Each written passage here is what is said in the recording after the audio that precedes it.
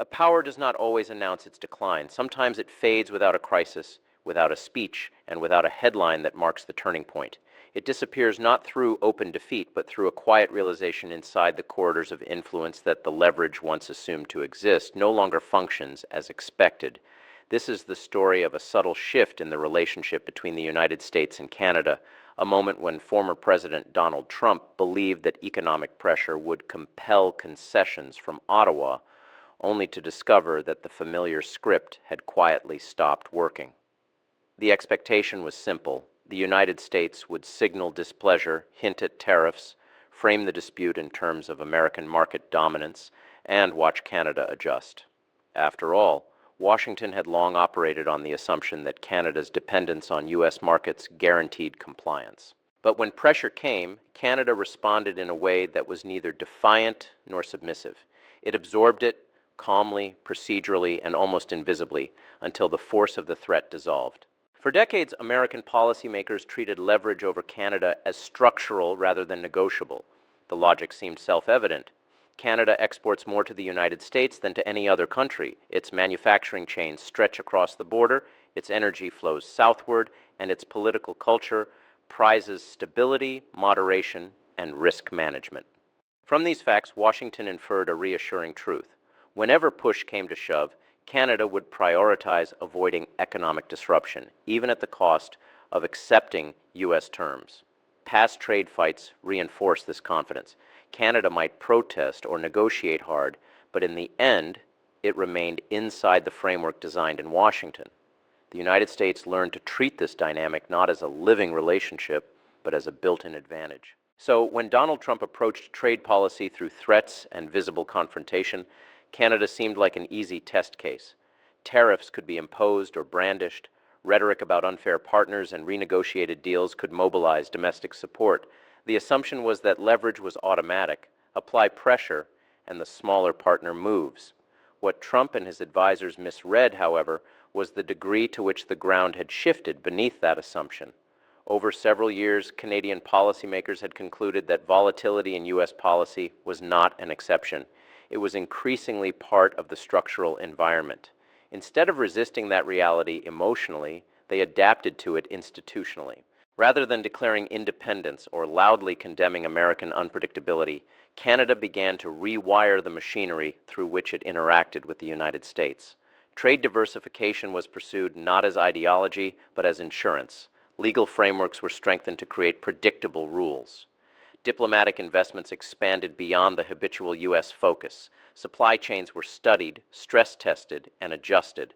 Nothing about this process was dramatic, and perhaps for that reason, Washington failed to register how transformative it was. What appeared from afar like bureaucratic tinkering was, in fact, the gradual construction of resilience. By the time Trump attempted to wield tariffs as leverage, Canada no longer treated U.S. pressure as a national emergency demanding rapid concession. It treated it as a recurring weather pattern, inconvenient, at times damaging, but ultimately manageable. That change in perception was crucial. When pressure ceases to be existential, the calculus shifts from how do we stop this immediately to how do we absorb this without compromising long-term autonomy. The White House expected panic. Instead, it encountered patience and institutional discipline. Ottawa did not escalate rhetorically. It did not rush to retaliate. It waited, coordinated internally, and made adjustments quietly. The deeper error in Washington was conceptual. Trump's strategy assumed that leverage is a possession, something you have by virtue of economic size. In reality, leverage exists only as long as the other side believes escalation will be both likely and intolerable. Repeated tariff scares, political volatility, and improvisational policymaking eroded that belief. Canadian institutions learned to expect sudden threats and to design buffers against them. The pain associated with U.S. pressure moved categories. It became anticipated rather than shocking, limited rather than catastrophic, tolerable rather than paralyzing. At that moment, the psychology that sustains coercive power began to crumble. Canada's response was striking precisely because it was untheatrical. Silence did not signal indecision. It reflected deliberation. Decisions were not announced in the middle of negotiation drama. They emerged only after broad internal consensus. Policy shifted. Procurement timelines changed. International engagements deepened. None of it explicitly framed as retaliation. The result was not confrontation, but absorption. Washington found itself repeating threats that once would have commanded attention, but now merely underscored the limits of escalation. A threat that requires repetition gradually ceases to function as a threat at all. This episode revealed an irony. The more frequently leverage is used, the more effectively it teaches others how to function without it. Each application becomes a lesson. Each lesson leads to new safeguards. Over time, the target stops reacting and starts planning. What looks like passivity from the outside is in fact institutional competence taking root. By the time Washington realized Canada's response was not provisional hesitation but a settled strategy, the leverage had already evaporated. It would be wrong to say that the United States lost power. Economically and strategically, it remains formidable. What weakened was credibility, the expectation that American pressure would be exercised consistently with clear goals and sustainable follow-through. When partners begin to assume volatility as the baseline, they negotiate more cautiously and hedge more aggressively. The United States, facing the costs of further escalation, adjusted as well. Demands softened. The issue drifted. No one declared resolution, but the moment for coercion quietly passed. The cumulative effect is subtle yet lasting. Future threats are discounted faster while negotiations start from a more skeptical floor. Another overlooked factor was familiarity. Trump's strategy leaned on the idea that proximity reinforces dependence. But proximity also produces intimate knowledge of a neighbor's political rhythms. Canada has watched American domestic politics swing between parties, ideologies, and priorities for generations. It understands when a move is designed for electoral audiences rather than long-term strategy. Familiarity removes mystique, and with it, fear. Once fear dissipates, leverage ceases to feel like compulsion and begins to resemble a proposal that can be evaluated, modified, or ignored. Canada did not celebrate any of this. There were no speeches declaring victory because victory was never the point. The objective was stability, the ability to chart policy without being forced into emergency concessions every time Washington flexed. This demanded patience, preparation, and a cultural acceptance that independence carries ongoing maintenance costs. Autonomy does not announce itself. It accumulates in the everyday decisions of bureaucrats, businesses, and policymakers adjusting to uncertainty. The broader insight is that modern power often becomes louder as it becomes less effective. When consistency erodes, coercion substitutes for trust. But coercion, used frequently, accelerates adaptation. The United States discovered not that it lacked capacity, but that capacity alone is insufficient when partners doubt predictability.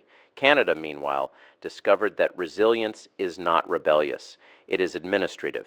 It grows slowly, and by the time it becomes visible, it is already embedded deeply enough that reversing it would feel reckless. This story is not about America's collapse or a dramatic Canadian assertion. It is about the quiet recalibration of expectations within an interdependent world.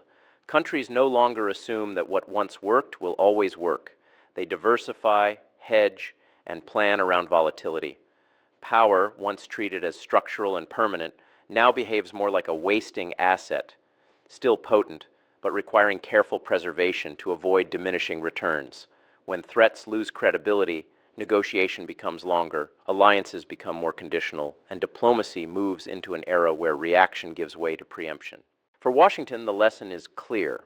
Influence cannot rest solely on the ability to impose costs.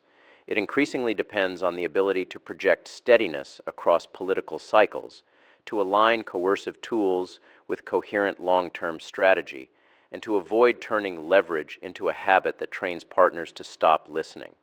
For Canada, the discipline continues. Resilience brings autonomy, but autonomy requires constant upkeep. It is not a declaration. It is a commitment. Zooming out, this quiet episode illustrates how power fades in contemporary geopolitics, not with defeat, not with dramatic ruptures, but with recalibration.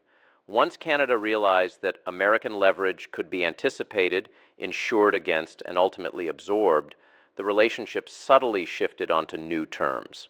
Trump believed he possessed leverage because the structure had historically favored the United States. Canada did not seize that leverage or challenge it openly. It simply outgrew the need to organize itself around it. And that, in many ways, is a far more consequential transformation than any theatrical confrontation could ever produce.